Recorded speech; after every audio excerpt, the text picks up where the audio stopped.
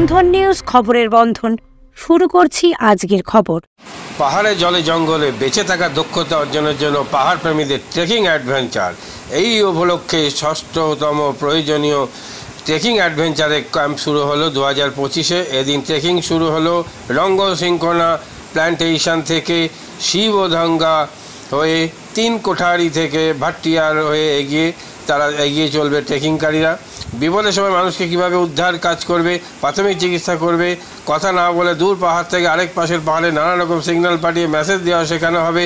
কোথায় কোন দল ফেসে গেলে কিভাবে আগুন জ্বালিয়ে ধোঁয়া বের করে আকাশের দিকে সিগন্যাল দিয়ে সেসব নিয়ে ট্রেনিং থাকেন। এদিকে মালবাজার যুবক স্বরূপ মিত্র বিপদকালীন সময় কিভাবে গাছের পাতা, মাটির নিচের কিছু ফল, বিভিন্ন পশুর পায়ের ছাপ চিহ্নিতকরণ করা হয়।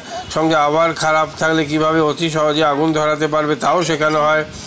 এদিন অংশগ্রহণকারীরা সার্ভাইভালের নানা কলা কৌশল শিখে সাথে সাথে বিনা জলে কিভাবে ডিম সেদ্ধ, আলু সেদ্ধ বানানো হয়, কিভাবে বাসন না থাকলে বাঁশের মধ্যে চাল দিয়ে ভাত বানানো হয়, এই সব প্র্যাকটিক্যাল শেখানো হলো পাহাড়ের বুকে।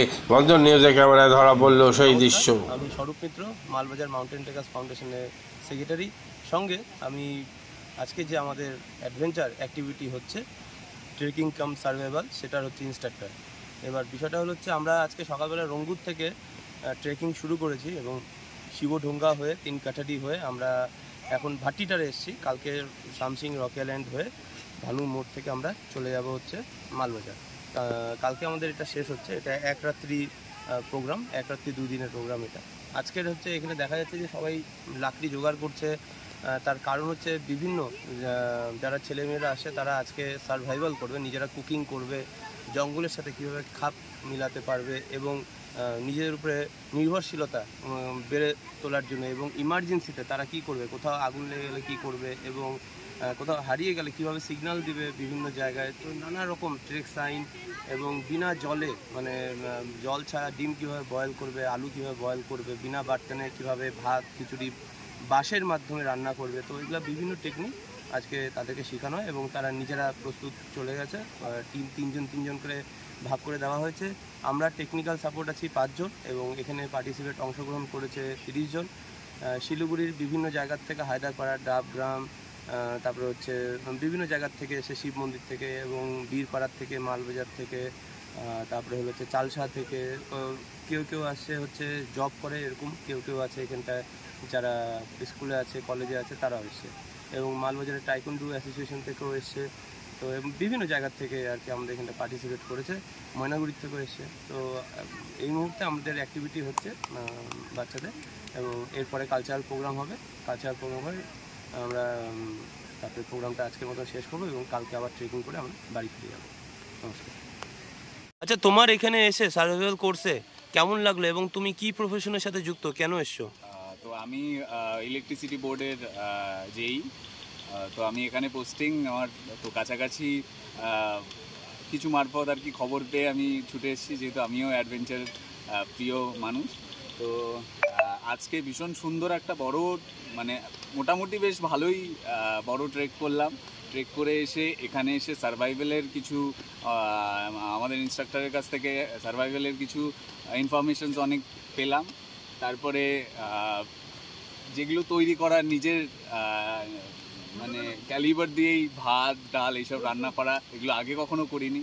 তো সেইগুলোই নিজে কাঠ জোগাড় করা, নিজে আগুন জ্বালানো, নিজের বাড়ি থেকে জিনিসপত্র এনে তৈরি করা, তো ইট ওয়াজ এ গ্রেট এক্সপিরিয়েন্স আমার কাছে। Thank you. মাদকাসক্ত যুবকদের জীবনের মূল স্রোতে ফিরিয়ে আনছে চুঁচুড়া নবজীবন ফাউন্ডেশন। আজ থেকে 7 বছর আগে পথ চলা শুরু হয়েছিল এই সংস্থার। হুগলি জেলা থেকে শুরু হয়েছিল নবজীবন ফাউন্ডেশনের কাজ। আজ গোটা উত্তর পূর্ব ভারতে ছড়িয়ে পড়েছে তার ব্যাপ্তি। জেলা ও রাজ্যের হাজার হাজার মাদকাসক্ত যুবকদের মানসিক ও শারীরিক চিকিৎসার মধ্যে দিয়ে সুস্থ জীবনের পথে ফিরিয়ে আনছে নবজীবন ফাউন্ডেশন। কি করে এই সংস্থাকে তিল তিল করে গড়ে তুলছেন বন্ধন নিউজ এর ক্যামেরার সামনে, সে কথা বললেন সংস্থার কর্ণধার চন্দন দাস। দেখি ওটার মধ্যে কি আছে, বা পাড়ার বড় দাদারা করছে, আমিও একটুখানি করি, ফিলিংসটা কি সেটা দেখতে যাই। এবং একটা সার্টেন টাইমের পর কি হয়, সেটা ফ্রিকোয়েন্সিটা তখন অনেক বেশি থাকে, গ্যাপ থাকে যখন শুরু করে, পরবর্তীকালে যখন নির্ভরশীল হয়ে পড়ে সেই একটা সাবস্টেন্সের উপর, তখন সেটা থেকে বেরোনোর জন্য সে নানা রকম চেষ্টা করে, কিন্তু তার ওয়ে আউটটা জানা নেই যে কোন রাস্তা দিয়ে গেলে নেশা থেকেও বিরত থেকে সুস্থ স্বাভাবিক জীবনযাপন করা যায়। তো আমি ভাবলাম যে শুধুমাত্র আমি সুস্থ স্বাভাবিক জীবনযাপন করলাম, আমার জীবনের সার্বিক উন্নতি হলো, বা আমার যেসব এম বা আমি জীবনে যে জিনিসগুলো করতে পারিনি সেগুলো আমি ফুলফিল করলাম, তাহলে তো শুধু আমার কথাই ভাবা হলো। তাহলে আমি এরকম কিছু কাজ করি যাতে আমার মতো আরও 5 জন আমার দ্বারা উপকৃত হয়, এবং একটা সার্টেন টাইমের পর যখন মানুষ চায় যে ফিরতে, অথচ তার কাছে রাস্তা থাকে না, তখন এই একটা WHO ওয়ার্ল্ড হেলথ অর্গানাইজেশন একটা প্রসিডিওর বার করেছে।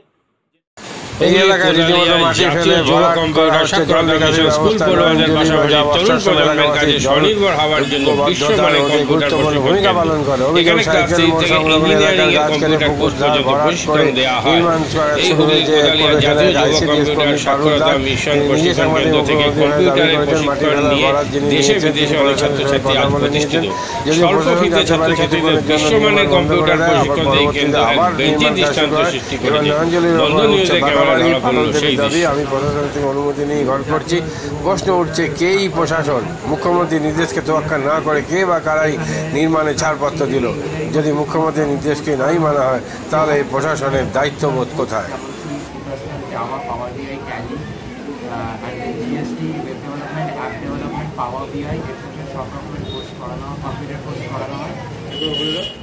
এখানে ইংলিশ মিডিয়াম এবং বাংলা মিডিয়ামের দুরকম স্টুডেন্টেরই সব রকম কোর্স করানো হয়।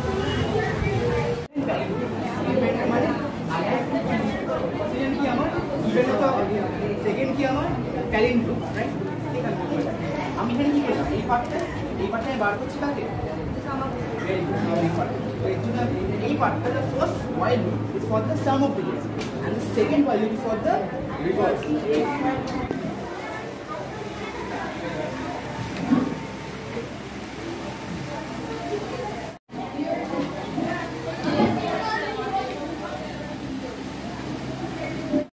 কম খরচে বিশ্বমানের আধুনিক চিকিৎসার হুগলির মিডল্যান্ড নার্সিংহোমে বাংলার বিশিষ্ট চিকিৎসকরা এই নার্সিংহোমে রোগীদের চিকিৎসা করেন। জটিল রোগের চিকিৎসার জন্য রোগীদের আর দক্ষিণ ভারত যাওয়ার দরকার নেই।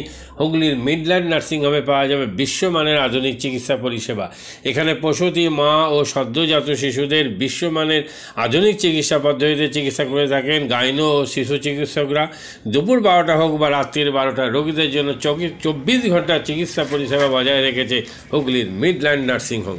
আমি ডক্টর মানস ঘোষ, আমি মিডল্যান্ড নার্সিংহোমের মেডিকেল ডিরেক্টর। বিশেষত্ব বলতে যেটা আপনি বললেন, একটা হচ্ছে NICU, নিউনেটাল কেয়ার ইউনিট। আমি বলতে পারি এটা আমাদের আশেপাশে হুগলি জেলায় নেই। নিউনেটাল মানে হচ্ছে যেটা বাচ্চা জন্মের পরেই প্রথম 28 দিনকে আমরা নিউনেট বলি, প্রথম ফার্স্ট 4 উইকস। তো এই সময়ে বাচ্চাদের সমস্ত রকমের চিকিৎসায় বলুন, বা তাদের দেহের গঠন বলুন, বা তাদের রোগগুলোই বলুন, সেগুলো সবগুলো অন্যান্য বাচ্চা মানে তার থেকে বড় বাচ্চার থেকে কিন্তু অনেকটাই আলাদা। এবং এই ক্ষেত্রে বাচ্চারা খুব সেন্সিটিভ হয়, বাচ্চাদের রোগ প্রতিরোধ ক্ষমতাও অনেক সময় কম থাকে, এবং এগুলোর জন্য স্পেশাল কেয়ার লাগে নিউনেট, এবং তাদের পুরো চিকিৎসা পার্টটা একটা আলাদাভাবে তৈরি হয় প্রথম 28 দিনের জন্য। আমরা এখানে চুঁচুড়া, বিশেষ করে চুঁচুড়া এবং হুগলিবাসীর জন্য এই জিনিসটা আমরা আনতে পেরেছি, যেখানে আমাদের বাচ্চাদের এই নিউনেটদের ক্রিটিক্যাল খুব খারাপভাবে যে নিউনেটগুলো জন্মেছে, বা যারা জন্মের পরে যারা হাঁপাচ্ছে, বা যারা মেকোনিয়াম খেয়ে ফেলেছেন, বা যাদের কোনো জন্মের পরে কোনো রকমের শ্বাসকষ্ট বলুন বা কোনো রকমের অসুবিধে হয়েছে, বা জন্ডিস ধরা পড়েছে, বা অন্য কোনো কমপ্লিকেশান হয়েছে, সেই ধরনের বাচ্চাদের চিকিৎসা করার জন্য উপযুক্ত ব্যবস্থা আমরা এখানে করতে পেরেছি। তার ভিতরে আমরা বলতে পারি আমাদের এখানে ওয়ার্মার আছে সাফিসিয়েন্ট, আমাদের এখানে 6টা বেডের জন্য ওয়ার্মার আছে, এবং আমাদের এখানে phototherapy bilayer double surface phototherapy আছে যাদের কনজেনিটাল বা যাদের জন্ডিস ধরা পড়েছে তাদের জন্যে, এবং বাচ্চাদের ভেন্টিলেটার আছে আমাদের একদম নিওনেটদের জন্য। এই ভেন্টিলেটার সাধারণভাবে সব জায়গায় পাবেন না, এবং বাচ্চাদের বাবেল সিপ্যাপ, যেটা একটা স্পেশালাইজ মেশিন, বাচ্চাদের যেহেতু ভেন্টিলেটার খুব বেশি লাগে না, কিন্তু বাবেল সিপ্যাপ বলে একটা জিনিস খুব বেশি লাগে, তাদের অক্সিজেনের পরিমাণ কমে গেলে, তাদের শ্বাসকষ্ট হলে, সেটাও আমাদের এখানে আছে। এবং আমি কিছুদিন আগে আমাদের একটি বাচ্চা এখানে ভর্তি হয়েছিলেন, যার শ্বাসকষ্ট হতে শুরু করেছিল জন্মের 6 ঘন্টা পর থেকে, এবং সুন্দরভাবে তাকে আমরা এখানে চিকিৎসা দিয়েছি। আমাদের এখানে দুজন খুব ইয়ং মানে এনথুজিয়াস্টিক পেডিয়াট্রিশিয়ান আছেন, ডক্টর মৈত্র এবং ডক্টর ঘোষ। তো তারা তাদের দুজনের আন্ডারেই বাচ্চা ভর্তি ছিলেন। অন্য পেডিয়াট্রিশিয়ানরাও আসেন, বাট এনারা আমাদের এখানে সবসময়ই থাকেন মোটামুটি একটা স্তম্ভের মতো আমাদের নিউনেটাল কেয়ার ইউনিটের জন্য। এবং বাচ্চাটি এই মুহূর্তে খুবই ভালো আছে, তাকে আমরা ডিসচার্জ করেছি। এটা কি প্রিম্যাচিওর বেবিদের ক্ষেত্রে এটা বেশি প্রয়োজন হয়? ভীষণভাবে প্রিম্যাচিওর বেবি, যারা একটু আগে জন্মেছেন বা যাদের ওয়েট কম হয়েছে, এবং অনেক সময় মায়ের বা ওয়েট অনেক সময় বেশি ওয়েট হলেও যে সেটা ভালো সেরকম নাও হতে পারে, যেমন ডায়াবেটিসের ক্ষেত্রে হতে পারে, বা অনেক সময় বাচ্চাদের বারবার জন্মানোর পর সুগার ফল করছে, এটাও আমরা দেখি। অনেকগুলো কারণেই যেগুলো জন্মের পরে পরেই যে সমস্ত সমস্যাগুলো হয়, সেগুলোর জন্য এরকম স্পেশালাইজ ইউনিট দরকার হয়, নিউনেটাল কেয়ার ইউনিট, এবং সেটা আমরা এখানে করতে পেরেছি। প্রথম কথা হচ্ছে জীবনের দাম সব থেকে বেশি, ঠিক আছে? এবং যে মা 10 মাস তার বাচ্চাটাকে গর্ভে ধারণ করেছেন, তার জন্য সারা পৃথিবীর সব থেকে মূল্যবান জিনিস বা সেই বাবাটির জন্য কিন্তু সেই শিশুটি। রিগার্ডিং কস্ট যদি বলেন, আমরা এমনিতে একটা মফস্বল এলাকাতে থাকি এবং আমাদের পুরো নার্সিংহোমটাই মফস্বল এলাকাতে। আমরা সেটার কথা মাথায় রেখে আমাদের যে সমস্ত কস্টগুলো রেখেছি। এবং এই যেটা বললাম, কয়েকদিন আগেই আমাদের একটি বাচ্চা যাকে হঠাৎ করে শিফট করতে হয়েছিল নিকুতে, সেই চিকিৎসা পেয়ে গেল। তার বাবা মা দুজনেই খুব স্যাটিসফাইড। আমাদের যে ফেসবুক আছে, পেজ আছে, সেখানে আপনারা তাদের কথা শুনলে বুঝতে পারবেন। এবং কস্ট মানে যথেষ্ট রিজনেবল। আমি একেবারে কম বেশি এরকম বলবো না, আমি বলবো রিজনেবল। আমাদের মফস্বলের জন্য যেটা হওয়া উচিত সেই রকমই করা আছে।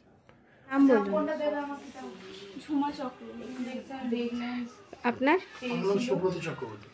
কি বাচ্চা আছে? কতদিন অ্যাডমিট ছিলেন এখানে? 4 দিন, আজকে নিয়ে 5 দিন। কোন ডাক্তারের মানে আন্ডারে হচ্ছে? আর বাচ্চাকে কে দেখছিল? শুভদীপ মিত্র, ডক্টর শুভদীপ মিত্র। বাচ্চার কি হয়েছিল? শ্বাসকষ্ট ছিল, আর স্যাচুরেশন পাচ্ছিল না, ফটোথেরাপি দিতে হলো। শ্বাসকষ্টের জন্য কি করতে হয়েছিল? ভেন্টিলেশন দিতে হয়েছিল। প্রথম সকাল থেকে তো এমনি নর্মাল অক্সিজেন চলছিল, রাতের দিক থেকে আবার ভেন্টিলেশন দিতে হয়েছিল। এখন কেমন আছে বাচ্চা? এখন ভালো আছে, একদম সুস্থ। মা কেমন আছে? মা ভালো আছে। আচ্ছা, আজ বাড়ি যাচ্ছেন তো? হ্যাঁ, থ্যাংক ইউ। জীবনের নানা ওঠাপড়া যেন সহজে গায়ে না লাগে, তার জন্য আপনাদের পাশে রয়েছে ভারতীয় জীবন বীমা নিগম বা life insurance corporation of India. জন্ম থেকে মৃত্যু আর সুসময় থেকে বিপদের সময় সবসময় আপনাদের পাশে রয়েছে LIC। তাই আর দেরি না করে আসুন, ভারতীয় জীবন বীমা নিগম পরিবারে অন্তর্ভুক্ত হন। জীবন বীমা সংক্রান্ত যে কোনো সমস্যার সমাধান আর নতুন জীবন বীমা পলিসির জন্য যোগাযোগ করুন 6289985550।